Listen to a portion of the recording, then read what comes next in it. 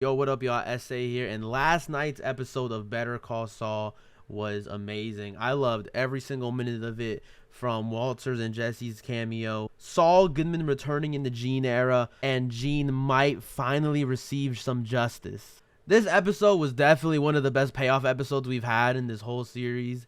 Literally, everything was answered in this whole episode. So many questions, so many theories were answered here, and I want to go through everything with y'all to make sure y'all understand what happened. But before we get into that, I just want to say, if you like what you see, hit that like button. If you're new, hit that sub button, and of course hit the noti bell so you can watch every single essay video when it drops. Anyways, let's get into it.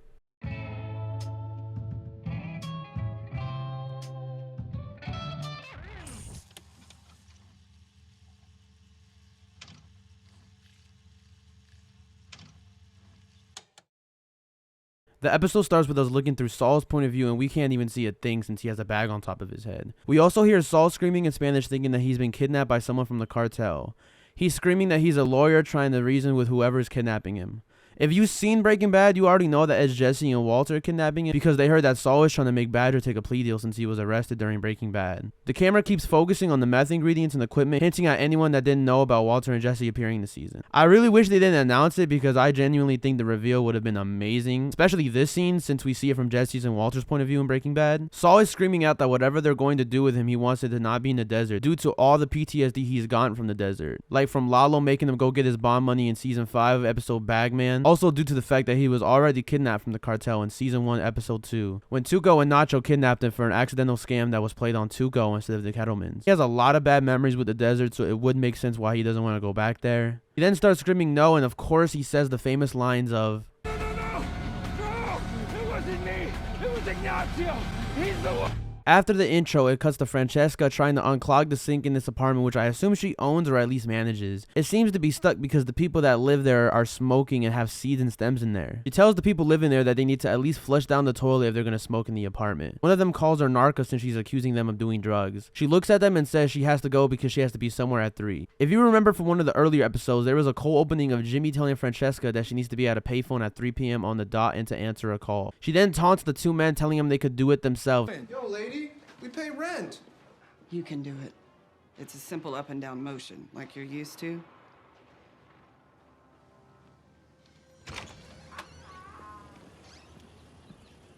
She leaves and starts driving to the payphone. There's this one shot that shows William Oakley, a recurring lawyer in the show, switching to becoming a defensive attorney, which is actually pretty funny to me, because during the Better Call Saul timeline, Jimmy and him battled in court plenty of times. It also seems like he finally has his own firm and is really winning in life now. Anyways, as she's driving, you can visibly see her extremely paranoid looking at the car behind her. It does make sense though, because she was actually detained in the American Greed mini episode they did. She makes it to the payphone, and just as it turns 3:01, the phone rings. Jean answers, and the only thing she wants to talk about is her payment, of course, because she absolutely hated Saul when she worked there. Jean tells her to go to this elaborate place where he hid it around the area, and she finds it with the cash all in there. After that, Jean asks her how hot the situation is over there, and she explains that she does get followed by the police, and that explains why she was paranoid in the car. She also said that she's been bugged on her home phone, and she knows this due to her hearing clicking noises every time she uses it. Francesca then says that Skylar White got her deal, so Walter's plan did work in the finale. Francesca also explains that Jesse and him are the only ones still being looked for, and they found Jesse's car by the border, which is a direct reference to El Camino. Leave it near the border. Hide it, kinda, but yo, don't hide it so good the cops can't find it. Wipe it down for prints, then hitchhike back. Do not let nobody see you in that car. I love that they included that, and honestly, at first I didn't catch it, but when I remembered what she was talking about, I was fanboying like crazy. Jean asked Francesca about the businesses he used to launder money in, like the infamous nail salon, the laser tag place that he tried to convince Walter to buy, but she tells him that they have all been found by the police and everything had been taken. Francesca also explained that she had given up $850,000 of his offshore accounts to the police. She needed to do this to avoid any kind of punishment. Francesca tries to hang up on Saul, but Saul doesn't want her to because he just put more quarters in. He then asks her about an update about everything else in Albuquerque since he left. He asked about Hugh, and she says that he went back to New Orleans and was able to walk. He also asked about Danny and Ira, which is actually a pretty big deep cut. Danny is the laser tag owner that is mentioned in Breaking Bad, and there's actually been some theories that Price, the pill dealer from earlier seasons, actually is Danny. His legal name is Danny, so it would make sense, and I assume that is what they were going for. Ira is the owner of that whole past business that was used as a cover-up for making meth in Breaking Bad. Just as they're about to hang up, Francesca mentions that Kim called her after everything went down. She was checking up on Francesca and apparently Jimmy's name was mentioned. Kim asked Francesca if Jimmy was still alive. Francesca didn't answer the question, so I assume that means that Kim thinks that Jimmy is dead. Gene is driving and is at a crossroads, which symbolizes that he's about to make a very important decision. He then goes back to the phone and asks for a number in Florida. It's for Palm Coast Sprinklers, where Kim supposedly works now. I never expected her to actually move to Florida. I was really surprised when I heard that. I really thought she was going to be in Nebraska or something. Gene asks for Kim Wexler, and then we cut to this faraway shot where we can't hear anything he's saying, keeping us on our toes. After a while, it seems like the conversation gets heated, and he smashes the phone and breaks the glass. But I really doubt it would be Kim, since there was no way in hell he would react this way if he was able to talk to her. We then cut back to Gene working at Cinnabon. I don't know what this is called, but it's like whirling and shit. Gene keeps looking at it, and it causes him to go back to Jeff's house.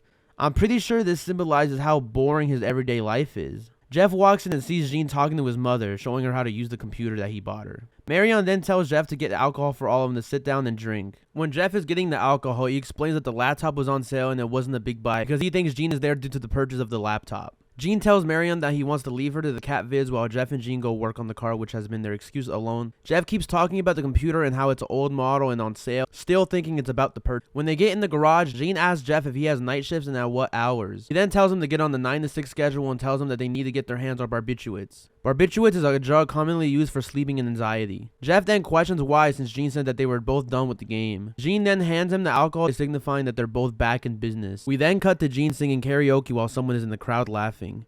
That man is the one Gene is going to be scamming by pulling off this elaborate scheme. The man then reveals that Gene sang for a bet and that he lost, and that the man wants to bet more with Gene. Gene then denies his request, but the man starts mocking him in a baby voice, trying to manipulate Gene to keep betting. Little does he know that he's actually the one getting manipulated. The man calls Gene by Victor, which is actually his alias used when he was scamming with Kim. The man suggests one more bet where Gene's hand is right on top of a $100 bill, and his hand is on top of Gene's hand. He says if Gene grabs it, Gene can keep it, but only if he can move after he moves. If Gene loses, he has to buy him another round of the shots. He loses on purpose because this is part of his overall plan. When Gene drinks, he actually has something in his sleeve, sucking up all the alcohol so he doesn't get drunk while doing the scheme.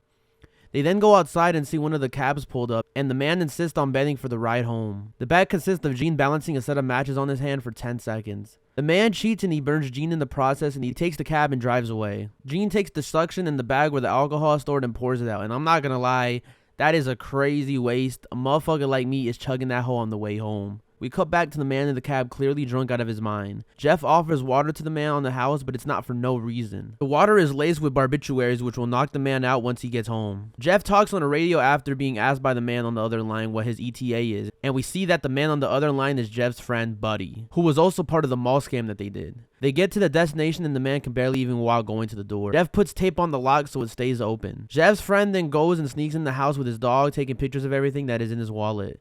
He also takes pics of everything that's in his files under his desk that includes all his bank information. We then transition back to the Breaking Bad timeline. We see Saul walk back in with Jesse and Walter unmasking, revealing it was them. Jeff makes a comment about how the crystal ship travels. Walter then butts in saying that Saul doesn't need to know any details about their operation. Saul then says they both have attorney-client privilege on all matters, so he should know what's going on. Walt once again says no detail, but Jesse rebuttals this by saying he's already in front of a meth lab. Walter says he's on a need-to-know basis, and Jesse complains about having to take off his mask earlier. Saul picks up a flask and plays with it, saying he had a fish that would have loved it. Saul puts everything together, knowing that they actually cooked the product instead of just selling it. He also figures out who is who by their nicknames, Jesse being Igor and Walter being Heisenberg. Saul then says to take him back to the office and call shotgun. Jesse starts heading towards the driver's seat and Walter stops him, saying that he would drive, which annoys Jesse because he's stuck with no seat. Saul then makes a joke saying that he had bad knees and that he's lucky he doesn't charge him for the chiropractor because of how expensive she is. We then see the RV fail to start while they're arguing about how Jesse should have drove. This episode would be during the Breaking Bad episode where Saul first shows up, which is called Better Call Saul. The next episode after this is when Jesse and Walter get stuck in the desert having RV problems. So it does make sense that they show it here, and honestly, I love that. I love that little detail that they added there. Walter then starts coughing, and Saul notices it and takes a mental note of it. Jesse then asks him about who Lalo is, and Saul says he's just nobody. Jesse also says he's never heard of a Lalo on the streets, which does make sense because I don't think Jesse was in the game when the events of Better Call Saul was happening. Saul then tells Walter to try it again and it works this time. They head out, but the camera pans to the grave they dug out and they look inside of it. It slowly fades Gene in while he's on his bed. This could definitely be some major foreshadowing showing us Gene's possible fate. I feel like this was a little bit more obvious than any of the other foreshadowing from the show and even the other show.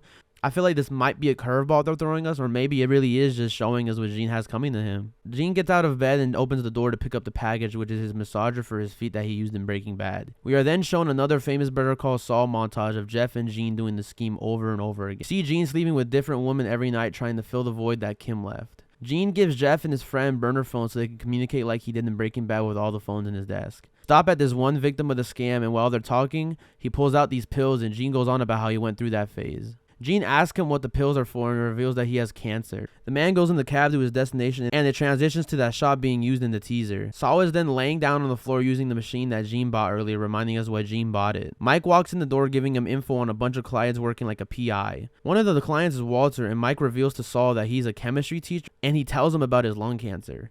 Mike then gives input telling Saul that it's not worth going into business with him because of how much of an amateur he is. Saul pleads he has top of the line product and Mike rebuttals saying that years ago he bought himself a Betamax and it ended up being a complete waste of time and money, and holy shit, what a fucking throwback. I don't even think I was born when that shit was relevant.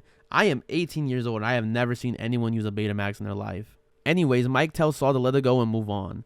Saul zones out, likely thinking about getting into business with Walter. We then cut back into Gene sitting in his house drinking and watching TV after the last scam he did. We also see that he bought himself an earpiece like he has in Breaking Bad. It rings, he picks it up, and we don't hear on the other line, but it's Jeff telling Gene that his friend backed out of the scam. We then see Marion watching funny cat videos with the headphones on, but she gets up after hearing barking. She sees Gene going to the garage and seems very skeptical about it. Gene starts yelling at Jeff's friend, asking him why he didn't do it, and he tells Gene about his cancer. Gene already knew this and says, "So? A guy with cancer can't be an asshole? Believe me, I speak from experience."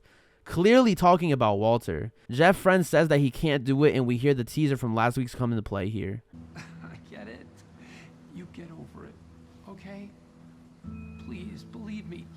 Before you know it, you forget all about it. Jeff's friend tries to convince Gene to let it go and that he's been successful so far, so it doesn't really matter. Gene then says it's not your call, clearly showing that he's enjoying being the boss for once. I feel as if this is going to be the downfall of Gene. The same way Walter became power hungry and fell from grace is the same way Gene will fall down. Gene wants to go back, but he already took the tape off the door and it'll be near impossible to go inside. Gene fires him and asks him for his camera back. Jeff asks if he's really willing to go back, and Gene asks him if he's in or out. We then cut to Jeff driving Gene, and during the ride, Jeff questions if he's ever going to be able to sneak in because the pills might have worn out by now. Gene doesn't care and he still wants to go. They reach the house, and when Gene slams the door shut, it transitions back to the Breaking Bad time. Saul is about to go to the school that Walter works at and is about to talk to him about business. We already see this happen before in Breaking Bad, but we see it from Walter's perspective. This time we see Gene actually walking up and go inside. Just as he's about to walk in, it transitions back to Gene walking, getting ready to enter. He breaks the glass and unlocks the door, and boom, the episode ends. Anyways, thank y'all so much for watching this video. If you liked what you saw, make sure to hit that like button. If you're new, hit that sub button. And of course, turn on the noti bell so you can watch every single essay vid that drops. Anyways, essay out.